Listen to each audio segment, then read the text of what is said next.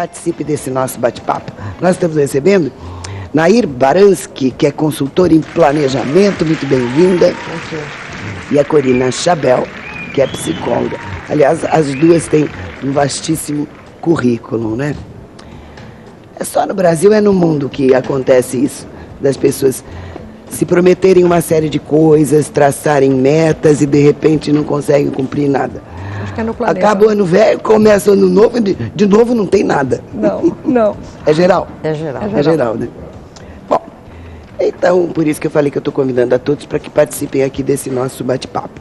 Segundo uma pesquisa realizada em 2007 na Inglaterra, somente 10% das pessoas cumprem as promessas feitas no final de ano.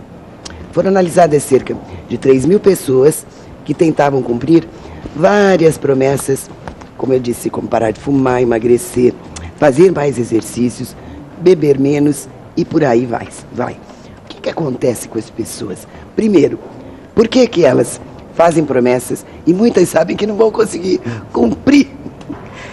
Eu acho que tem duas coisas muito importantes aí, né? O primeiro, todo mundo vive numa zona de conforto, e a partir do momento que você ameaça a tua zona de conforto, significa enfrentar os teus fantasmas também, né? Nossa, então toda aquela promessa da noite de Ano Novo, da semana que antecede o Ano Novo, ela acaba sendo colocada de lado. Segundo, muitas pessoas até prometem, né? Não conseguem cumprir porque o campeão dos sabotadores que nós conhecemos é a procrastinação. Empurrar com a barriga todo mundo faz, né? Então eu vou prometer que eu vou começar a emagrecer, vou deixar de comer doce, mas peraí, ainda tem um pedacinho de bolo na geladeira, vou deixar para amanhã, né? Aí o amanhã fala, pois é, mas hoje tem um jantar na casa da mamãe, acho que eu vou deixar para depois da manhã. E no terceiro dia aquilo já se foi. E depois também tem o outro, que é a questão da insegurança que as pessoas têm de enfrentar a mudança, né? E aí também tem a questão do ganho secundário, né? Enquanto eu digo que eu vou fazer alguma coisa e não faço, eu estou chamando a atenção do outro. A hora que eu começo a executar, aquilo vira rotina, não chama mais atenção, puxa, não estão olhando mais para mim, né? Então, muitas vezes, o que eu proponho a mudar vai me tirar do foco da vida de outras pessoas que me interessam. E essa tirada de foco, eu não consigo lidar com ela. Então, é muito psicológico a dificuldade de cumprir as promessas de Ano Novo. Você concorda? Pensando nessas dificuldades, porque a gente também vive esse problema no dia a dia dos meus próprios planos também.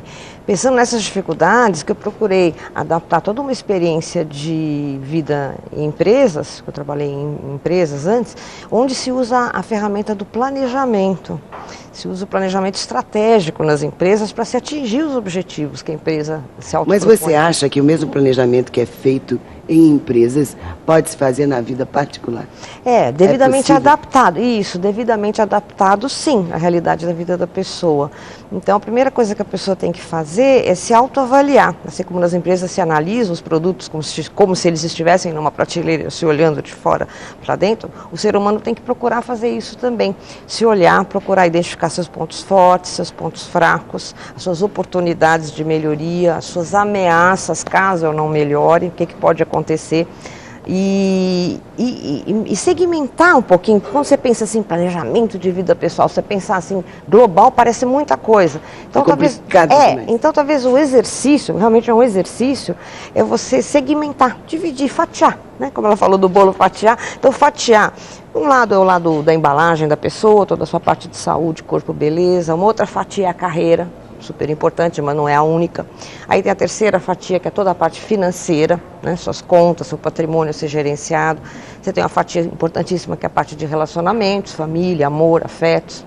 Uma outra que é a parte social, lazer, responsabilidade social.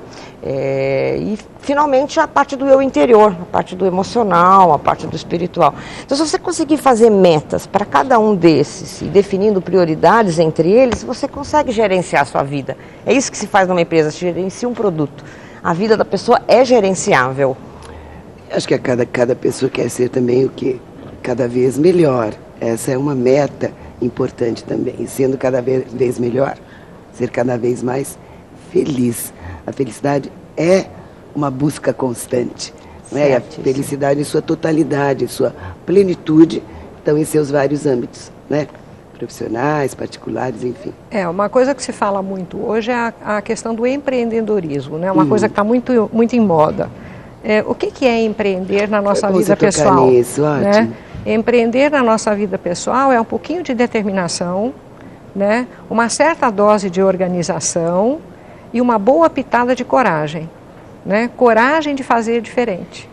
Disposição. Disposição, né? E esse caldo, né?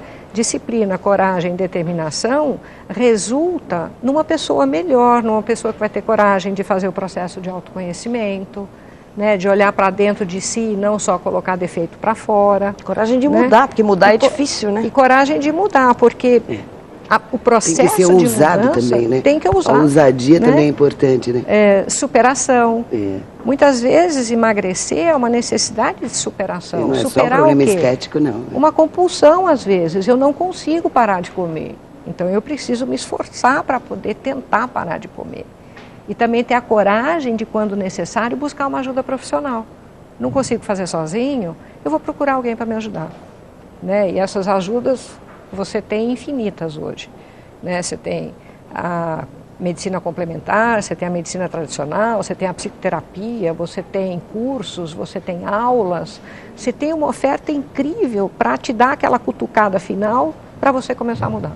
As pessoas têm dificuldade em admitir suas próprias fraquezas. Olha, todas as perguntas que eu faço, para as duas, viu?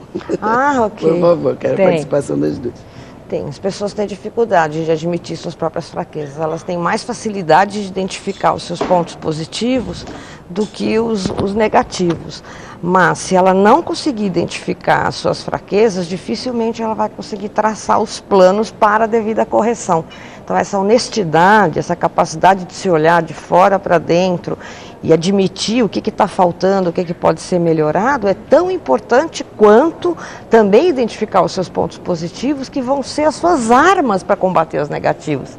Eu sempre procuro identificar isso nas conversas com as pessoas. O que ela tem de bom para combater aquilo que ela tem de ruim. Usar como arma, como ferramenta de alavancagem.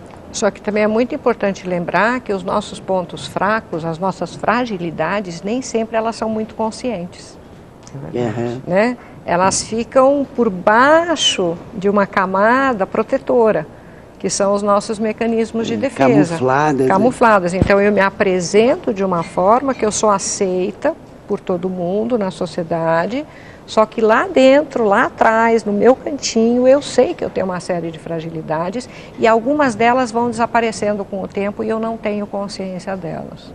Então, quando você começa a trabalhar pontos fortes, é muito importante você puxar também os seus pontos fracos e reconhecê-los como seus. E não falar, eu não sou boa porque a minha mãe nunca deixou, por exemplo, né? Eu nunca tive oportunidade porque eu sempre fui muito presa em casa. Peraí, você está com 40 anos. Por favor, né? Por favor. Né? Então tem muita coisa que a gente precisa ter coragem de levantar o tapete e olhar o que está embaixo, ou entrar no porão e começar a limpar o quartinho dos fundos, né? Essa é uma ótima.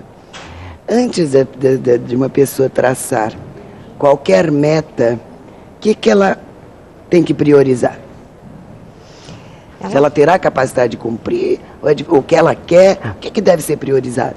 Eu acho que o que ela deve priorizar é exatamente, dentro daqueles 6 pontos que a gente comentou, qual é a bola da vez, aqui agora, para este ano, para este mês. A pessoa precisa saber se nesse exato momento o maior desafio dela está em resolver alguma coisa de saúde que está pendente, pode ser referente a peso ou consertar alguma outra coisa.